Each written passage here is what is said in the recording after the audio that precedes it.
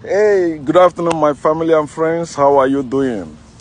Hope you're having a swell of time wherever you are. As you know, it's a good day, it's a great day. And I'm here just to drop this quickly to continue doing my thing.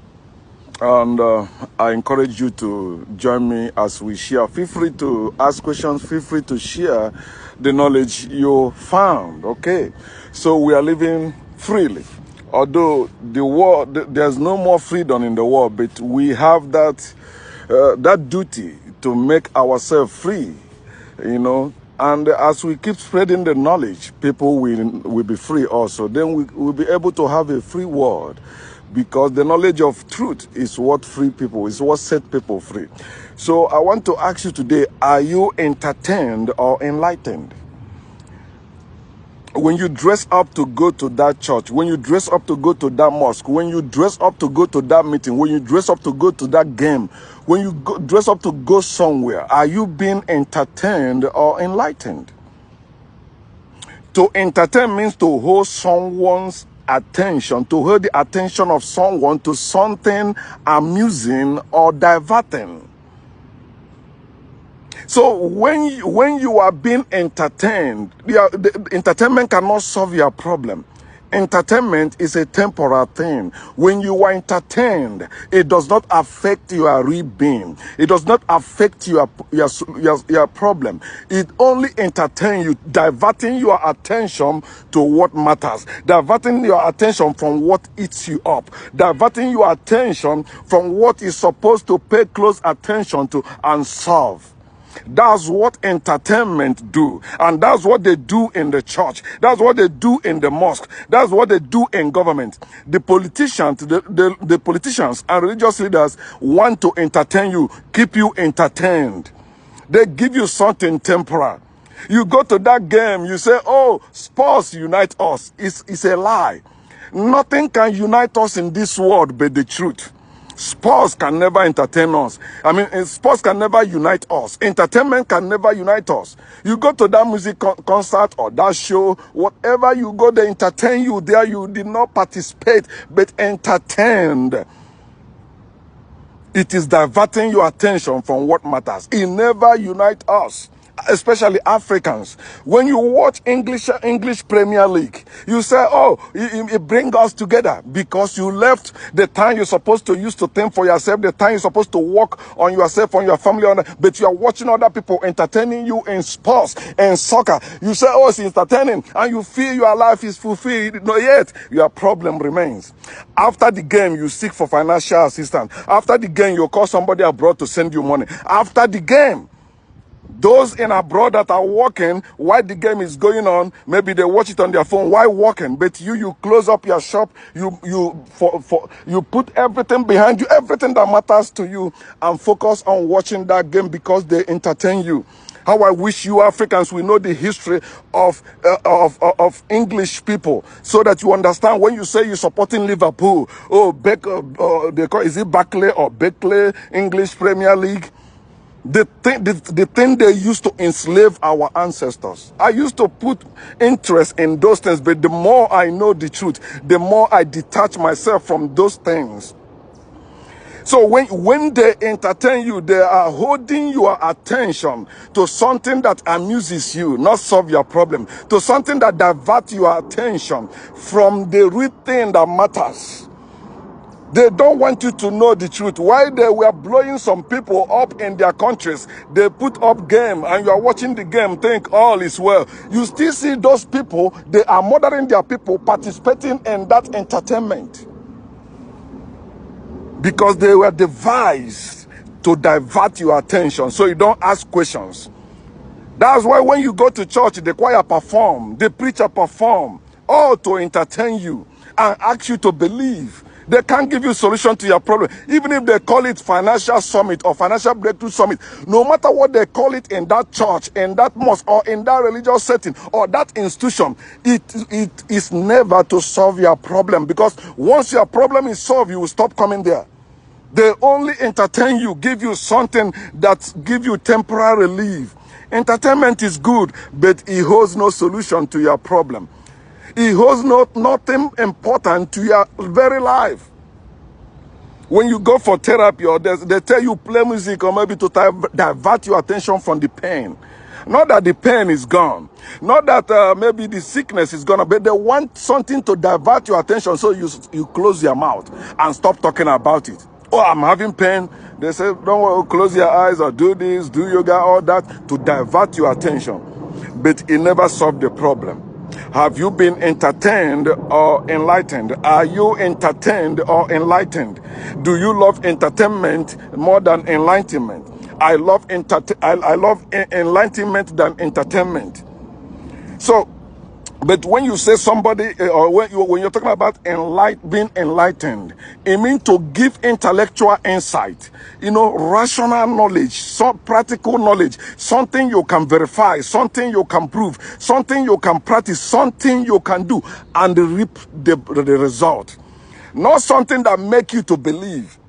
When you are enlightened, there is no more mystery in your life. There's no more mystery around you. You don't say this thing is secret. Nobody can know it. No. If you dare to know it, you will know it. That's why you spend time to research, because you want to know. You need to be enlightened, not just entertained. You entertain me by your words, but I want the proof. You entertain me by Jesus is alive, but I want the proof. You entertain me by there is power in the name of Jesus, but I want the proof. I want to see it real in my life, in my affairs. Not just hearsay, not just believing, not just having faith. No, I want rational something I can understand and do. Not just something I understand by faith. Something I understand by fact, by proofs, by practice. I do it. I put it to work. So have you been entertained or enlightened? You think your oppressors, those people that enslave our ancestors, will ever enlighten you? You think they will give you the true knowledge of yourself, of your ancestors, your true history? The same people that tell you they discovered the river that belongs to you, they say they discovered it. They tell you Mongo Park discovered River Niger. Excuse me? River Niger has been there. Our people has been there building great things around that river. Yes, somebody appeared from somewhere and tell you he discovered it. You discovered the people that existed before you. That is crazy. And they entertain us with that nonsense in school and in movies. They entertain us with those lies. But you have to endeavor to be enlightened. When you are being enlightened, in other words, you are intelligent. Nobody can just come and drop something in your head and get away and you are living by it. No, you question them and you judge them. Then you come with the practical knowledge of it. It's no longer a mystery. It's no longer, oh, it's hidden. Nobody can understand it. If nobody can understand it, then why do somebody preach in it? You have to explain what you're preaching. You have to explain it to somebody that even a kid can understand it. Stop leaving people in confusion. That's what religion does. That's what faith does. Faith leaves you in confusion. It will never give you knowledge. It will never give you understanding how to solve your problem, how to live a common human life. It can never. Faith brings confusion because faith is fake. So you have to be enlightened. You have to seek for knowledge and stop confusing yourself with all this entertainment they set up to confuse you. How about the Commonwealth game? Have you seen the American team participate in Commonwealth game? You Africans, think about it. America, we are under the British government, right? British rule. Every nation, every country that participates in Commonwealth game are the people that were colonized by the Britain. Right? But you don't see America there because after America fought for their freedom and get away from British, they cut everything. They don't want to see themselves as people that used to be submissive or slaves to Britain. But Africans see it as a nice thing. Oh, we are going for the game. Entertainment. Slaves entertaining their masters. And because you see some people from the country of your masters, you don't know they are the poor ones among them. Because the white people also enslave their poor brethren, their poor brothers and sisters. You said they participate in the game. Of course, they are the one that run the game. They put their poor people there to confuse you, thinking, oh, we are equal. There is, we are integrated now. We are one. We are not. They are entertaining you. It's the same people that are running your government. It's the same people that are destroying your government. It's them people that are bringing trouble in your government, in your land. They don't want you to have peace, but they tell you they give you Jesus, that is a Prince of Peace. They don't want you to have peace, but they tell you their God is God of peace. You have to wake up, my people. Enough of entertainment. Next time you get up, I think, I don't know if Champions League is on Tuesday and Wednesday as usual this week. I don't know. Or weekend, when you're saying you are going for all those games you're watching for. What has they added to your life? You spend money to put that cable in your house so that you'll be watching soccer. You buy the generator just so that you'll be watching soccer. How about making your life better? How about doing something with your life? If you can invest that money in yourself, in your family, to live a better life, life will be different for you and better. But you spend your money on entertainment and not to be enlightened. When you see people like me post something that is meant to enlighten you, you come against us. Why are you doing harm to yourself? Because you have been entertained and conditioned to believe that thing you have been entertained with is part of life, is part of way to live. It's not. It's not a normal way to live. Entertainment is good. Remember, I'm not condemning entertainment 100%, but you can entertain yourself also. You control the entertainment. Don't let the entertainment control you. Don't let the entertainment be the guide of your life.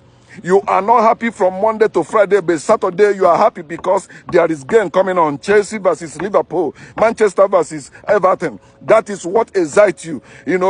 Barcelona versus Real Madrid. That's what excites you. But how about your own country game? He said, no, that's local. That's nonsense.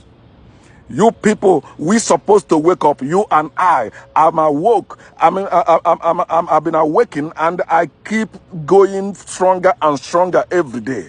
I have not arrived until all of us arrived, because we are in this together. Stop drawing your brothers and sisters back, who are drawing you forward, to go forward so that we can unite and become a peaceful people again, a prosperous people again, instead of confused people that religion has made us to be.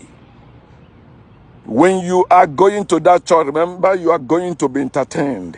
When you are going to that mosque, remember you are going to be entertained.